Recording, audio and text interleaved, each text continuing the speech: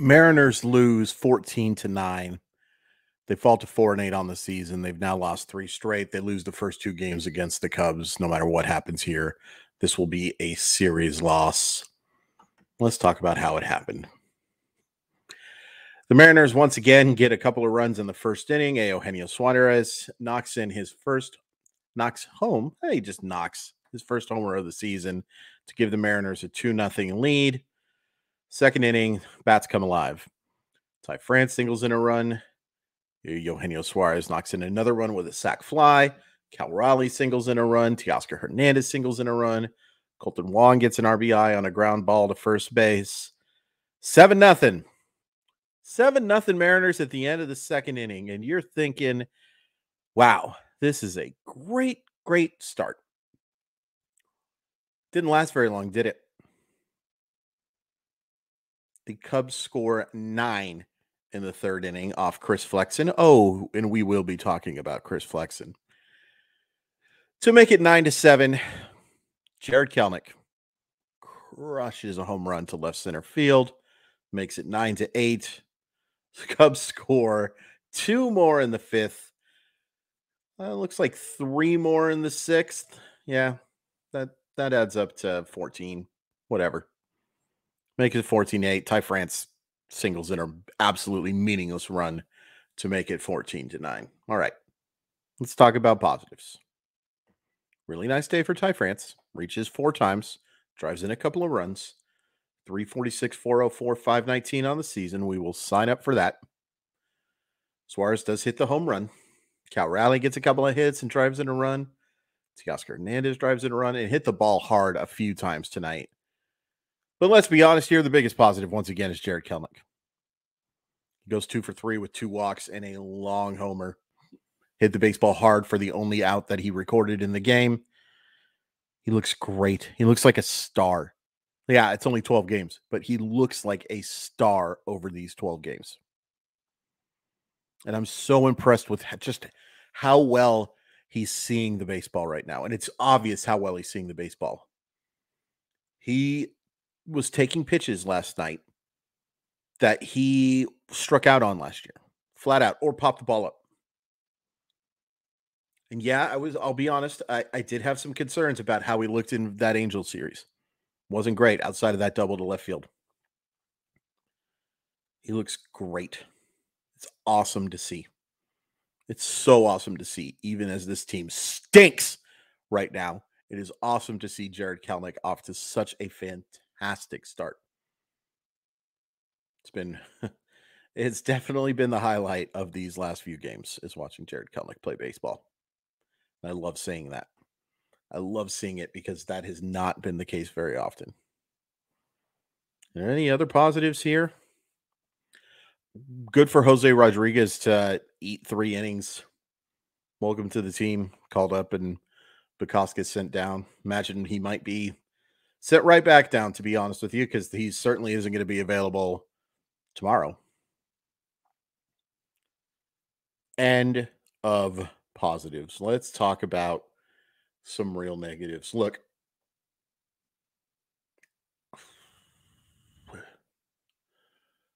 Chris Flexen pitched one of the worst games I've seen a Seattle Mariner pitch in a long time. He was horrific. He did nothing well. 0. He was fortunate to get out of the first inning without giving up any runs. Same for the second. Actually, I think he did give up a run in the second. No. Did he? Yeah, 7-1. He was awful. Freaking awful. And I barely caught myself saying freaking there. Atrocious. Cannot happen. Yeah, pitchers have bad starts all the time. It can't be this bad and have me feel confident. I mean, just nothing went right. And here's the thing about Flexen. He has to have command. He cannot. There are starters on the Seattle Mariners who can have mediocre command and get away with it. You saw what Luis Castillo did yesterday. 6 innings of 2 runs baseball. Really good. He wasn't close to his best yesterday. Chris Flexen, when he has poor command, gets his stuff pushed in. He sucked. It sucked. I felt bad for him. I did. It was awful. It was an unbelievably poor performance. And Trevor Gott wasn't that much better. It was kind of due for some bad for Trevor Gott after how well he pitched, results wise anyway, in those first few games. And Diego Castillo looks awful too. Once again, struggled with command, didn't strike anybody out in his inning, gave up 3 hits and 2 earned runs. He does not look like somebody you can trust in the late innings right now. Nope, absolutely not.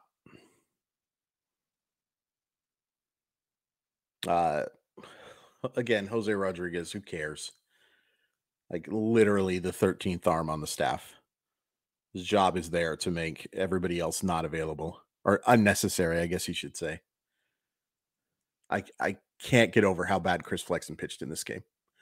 Everybody has bad days. But you cannot come away watching that and not come away concerned, because here's the flat out truth. What is the strength of the Seattle Mariners coming into 2023? Starting pitching. And now the Seattle Mariners starting rotation is an ace in Luis Castillo, 2 very good mid-rotation arms in Logan Gilbert and George Kirby, and 2 number 5 starters in Chris Flexen and Marco Gonzalez. So 40% of your strength now is 5th starters for at least a month, and I will bet longer. Because I'm just not convinced that Robbie Ray is just going to come back in a month from a flexor strain. My job is literally to write up injuries sometimes. I can't tell you the last time that I typed up somebody with a flexor strain and they came back that quickly. I cannot even begin to tell you how much I hope I'm wrong for a lot of reasons. For the Mariners and for Robbie Ray, I don't want him to be hurt. It's huge to have him on the team, and just being a decent human being, I don't want dudes being hurt. That should go without saying, but I'm going to say it anyway. I want Robbie Ray to be healthy for the betterment of him and the betterment of me and the betterment of the club. I really hope Robbie Ray can come back in a month. I just doubt it very, very, very, very much. You had a 7-0 lead against a mediocre team, and you got crushed from that point on. Outscored 14-2.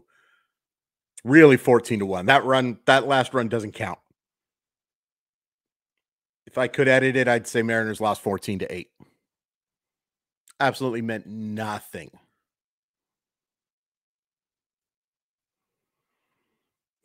I wish we were just focusing on how good Kelenic looked these last couple days, and really for the majority of this season, as short as it may be, how great he looked and how great it was to see him carry over from what he did in the spring.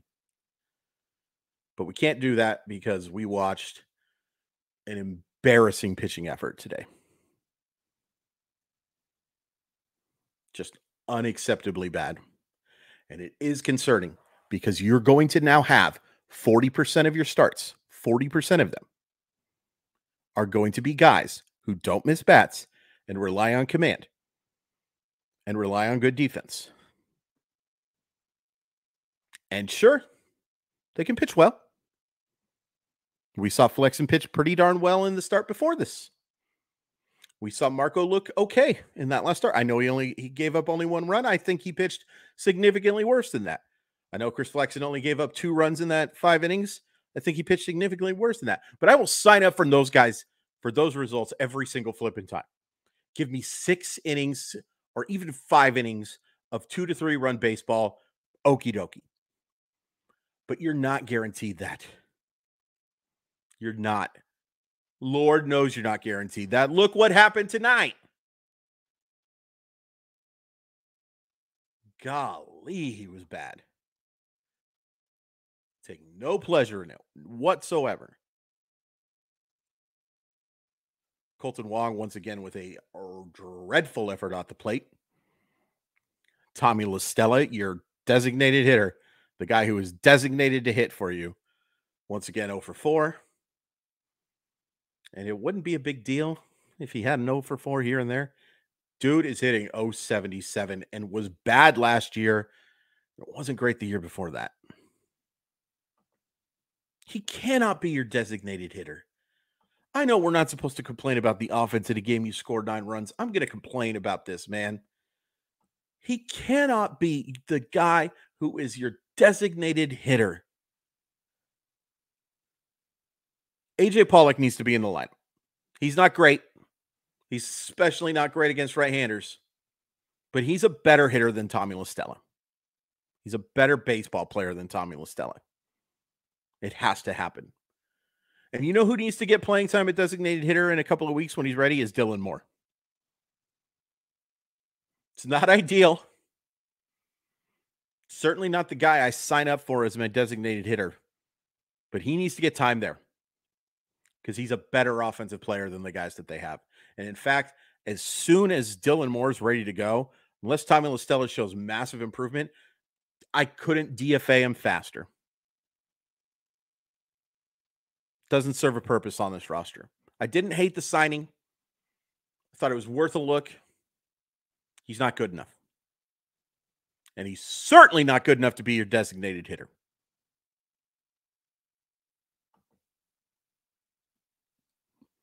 Did not have fun watching this game tonight. Had fun for 2 innings. Really fun 2 innings.